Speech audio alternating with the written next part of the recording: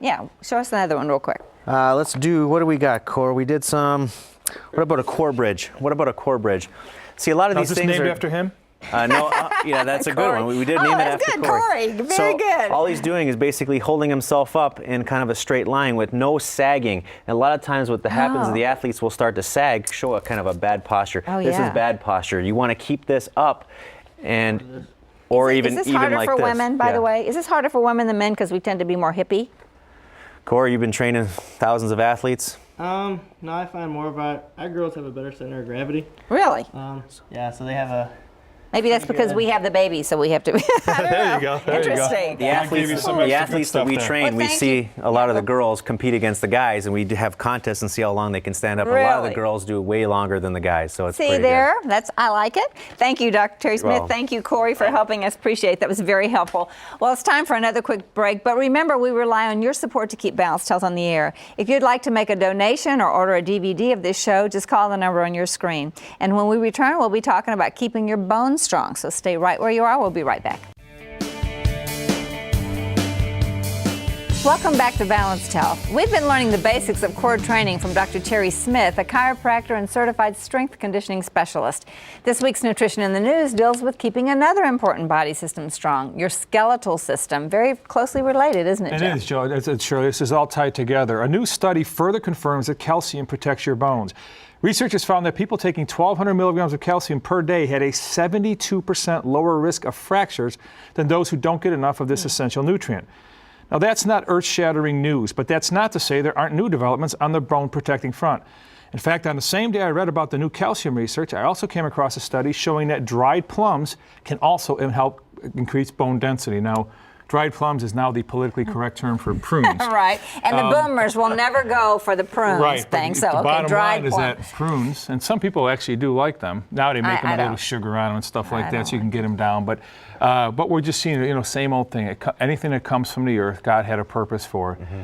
And here we have plums that take on this new state that we call prunes. That only help make you regular, but help increase bone density. Well, that's because they're very calcium rich, isn't that They're very true? calcium rich. And, Doc, talk quickly about bone density.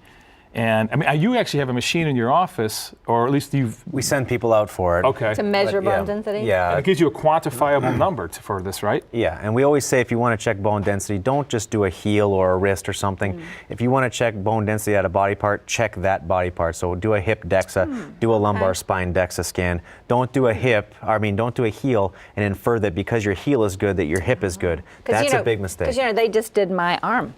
That's a big mistake. And said, oh, you got great bones. So I should probably have a more complete test done. You must do a complete test and go for the hip and the lumbar spine and make sure that is doing well. Wow, that's So interesting. if somebody is at the point where they need, say, a hip replacement, the doctors are recommending a hip replacement, their bone density, just percentage-wise, relatively speaking, in a quantifiable number, would be what compared to a healthy bone density in that area? Well, just understanding that every year after age 25, women lose about 2% of their bone mass per year. And that's normal bone degradation, so we have to do a lot to keep it down to 1 or a little bit less than 1. We're going to lose bone mass regardless of what we do.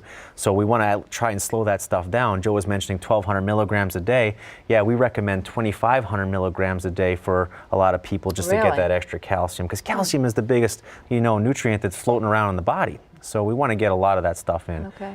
And go ahead, sorry. And obviously you can't get that much from your food, really. So you really do need to supplement, especially if you're a woman my age, you really need to supplement, right? And yeah, another big fact is that the digestive system slows down on women after age 40 considerably. They lose a lot of hydrochloric acid in their stomach, which was the main thing that helps calcium get into the body. Wow. So just, drinking milk and stuff like that, even though I'm not a big dairy guy, but, if you think of all the animals, all they do is drink water and eat a lot of grass, and their bones are usually okay. Wow. So, until we start beating up the animals, I'll bring in a quick Kylea point here about calcium and supplementation. Most of the food that have calcium in it, if it's not fresh live food, that calcium is added into it after the processing is done anyway.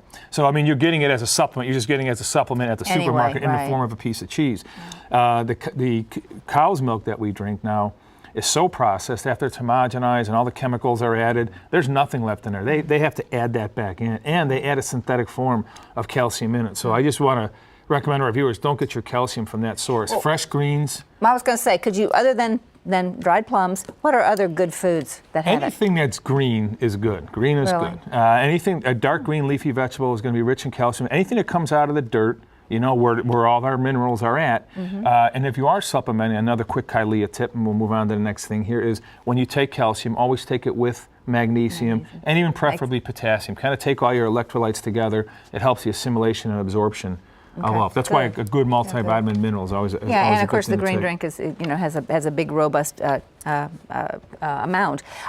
Dr. Terry, you've brought some show and tell for us. What are these products and how? Because it was a core show, and we wanted to talk about some basic vitamins and minerals for bone health and that kind of stuff. And CMR, this product right here, is a multi-packet that has about 9 different pills in it. A lot of the fish oils, a lot of multi, a lot of bromelain, which we talked about on previous shows, which is a natural anti-inflammatory from the pineapple, which in another show we'll talk about how good it actually helps with inflammation in the body.